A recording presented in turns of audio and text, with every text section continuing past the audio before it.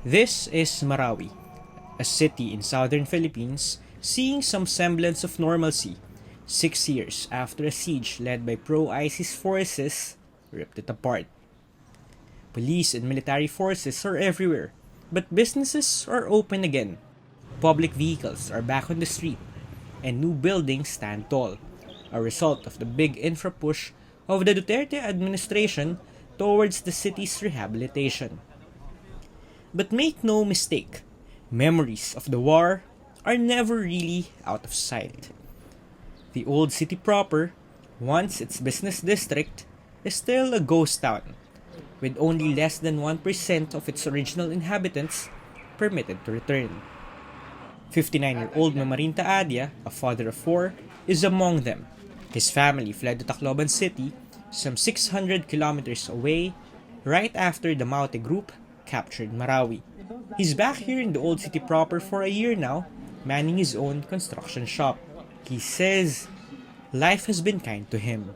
Kaganda Roger na ata sunjo kaya bali nga kansi na cirubalan sa ko nagsabab ko na matawa ko kuwiyagan na papangaripira ko sa ambro ni Roni. But others are not as lucky as Mamarinta. A few kilometers from ground zero are communities of bunker shelters. This is where Parami Umbra's family now lives. She and her husband try to fit their family of 14 kids inside this tiny, cramped shelter, which has been their home for the last 5 years.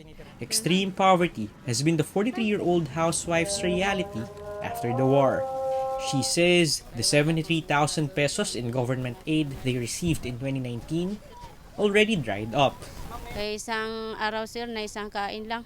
Kung may tulong kayo sa amin, natulungan niyo kami sir. Kay yung anak ko sir na trauma dahil sa pagkain. Hindi namin kaya itong buhay. But in this war-torn city, survivors grapple not only with poor living conditions, but with the possibility of eviction. This is 22-year-old Yasin Ibrahim, a soon-to-be father of four. He says life is fine for now. The 200 pesos he earns daily from selling fruits on the side of the road supposedly is enough to provide food on the table. But he worries about displacement yet again, since his 5-year contract for their shelter will end in April. Ewan ko lang sa kami mga punta, di pini sa gobyerno kung sa kami papatuloy. Sana bigyan kami na palilipatan namin na bahay. Kasi mahirap na kasi walang malipatan na bahay. Lalo na sa aming pamilyado.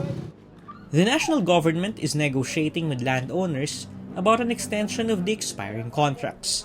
Mayor Majul Gandamara acknowledges that the Marawi housing program has slowed down.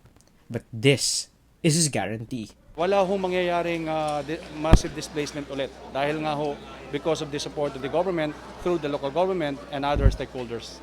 He hopes that funding from the compensation law passed in 2022 would finally be distributed this year to qualified recipients.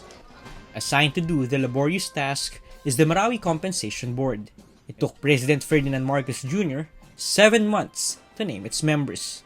As of February, the national government has yet to release 1 billion pesos in initial funding to the board, preventing them from hiring staff members. If you ask residents of Ground Zero, returning home to the life they once knew has become an eternal dream. Take it from Jamal Yaradi, a 40-year-old mother of 5 who once fled to a nearby province before returning to Marawi to live in a shelter in one of the less affected villages. Ewan ko, hindi nababawi yung noon at saka ngayon.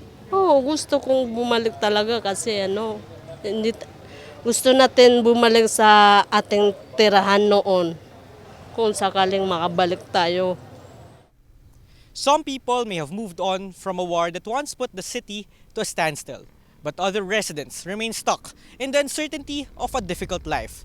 And when they wake up every day to now worn-out shelters which they have called their temporary home for years, it serves as a reminder of how people in power fail them. Dwight de Leon, Rappler, Marawi City.